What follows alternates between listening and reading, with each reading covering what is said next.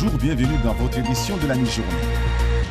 Les agents de l'électricité de Mayotte en grève illimitée depuis hier. Les salariés grévistes réclament de meilleures conditions de travail et dénoncent un climat social tendu au sein de la société.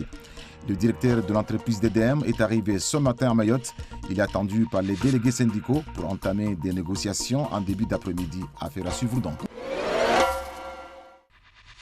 Des nouveaux logements, quartier Marzoukou à l'abattoir, cela fait suite à une convention signée hier entre la commune de Dzaoudi-l'Abattoir et les partenaires de la CIM pour lancer la construction de 240 logements, dont 216 sociaux, un projet qui coûte une bagatelle de 49 millions d'euros. C'est que ces 49 millions d'euros qui vont être éjectés ici, 49 millions d'euros.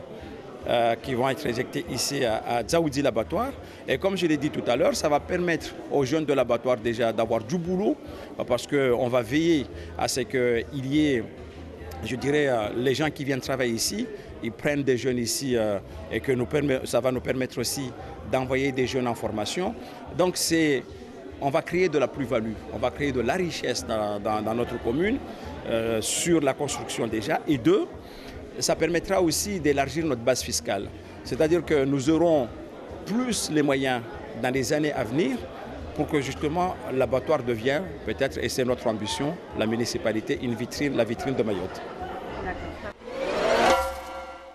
Social toujours avec le chapitre des familles expulsées lors de l'opération sur le terrain Boitolé à Kaouini la semaine dernière.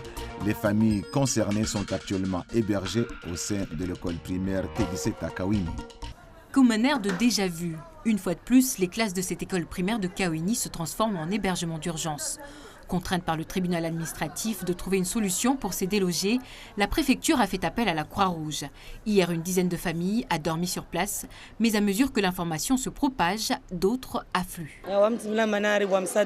Je suis là parce qu'on nous a dit qu'il y avait une aide pour ne pas qu'on dorme dehors, comme on l'a fait ces derniers jours avec nos enfants.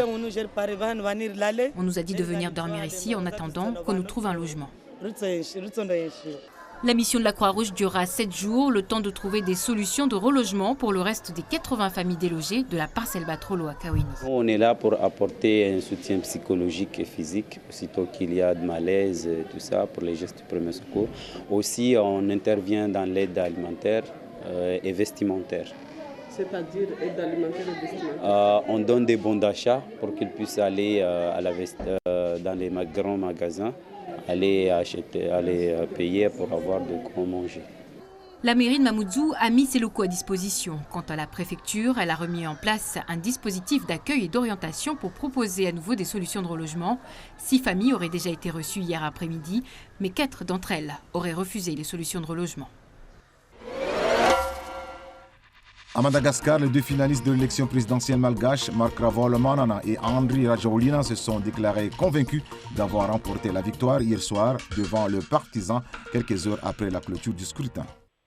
Le climat post-électoral a failli tourner à la confusion comme au premier tour où chacun revendiquait la victoire. Mais les 2 candidats ont vite rectifié le tir et ils attendent sagement, si j'ose dire, la proclamation des résultats. La tendance d'hier soir semble se confirmer peu à peu. La CENI, la Commission électorale nationale indépendante, publie des résultats provisoires et partiels qui concernent seulement pour le moment que 2% des bureaux de vote. Et Andry Rajoelina a recueilli 56,81% des voix contre 43,19% pour son adversaire. Mais cela peut vite évoluer dans un sens comme dans un autre. Et pour l'heure également, le taux de participation qui peut aussi s'affiner et évoluer est de 43,58%. Un second tour globalement à l'image du premier, les Malgaches ont voté hier dans le calme, nous l'avons vu un peu partout dans l'île.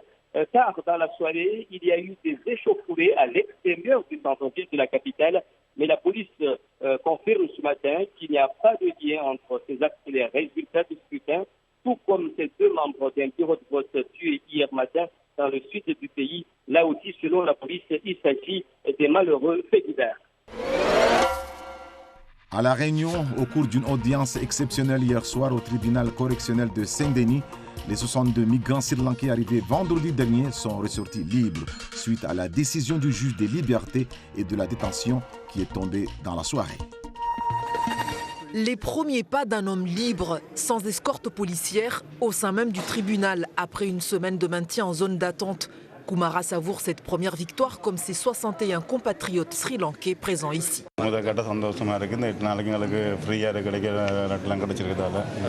sont contents par rapport à ces 8 premiers jours. Ils sont bien conscients que voilà, c'est prolongé 8 premiers jours et c'est ce qu'ils sont contents d'être libres ces 8 premiers jours. Même satisfaction du côté des associations et du collectif d'avocats qui assurent leur défense. Cette remise en liberté confirme bien que les droits de ces migrants n'avaient pas été respectés.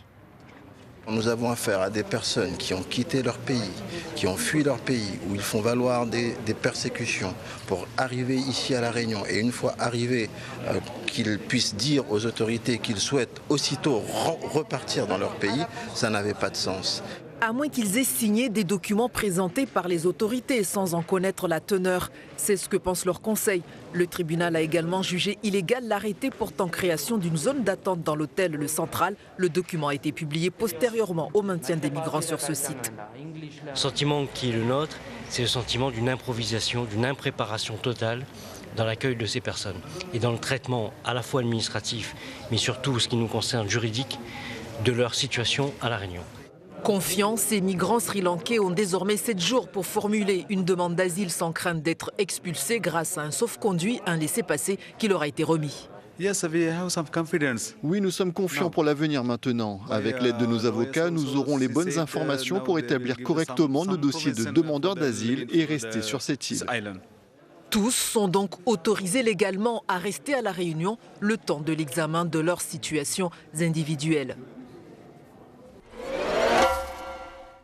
Un nouveau délégué à la concurrence en Outre-mer, François Armand, a été nommé hier soir par la ministre Annick Girardin en lien au niveau national avec la Direction générale de la concurrence, de la consommation et de la répression des fraudes.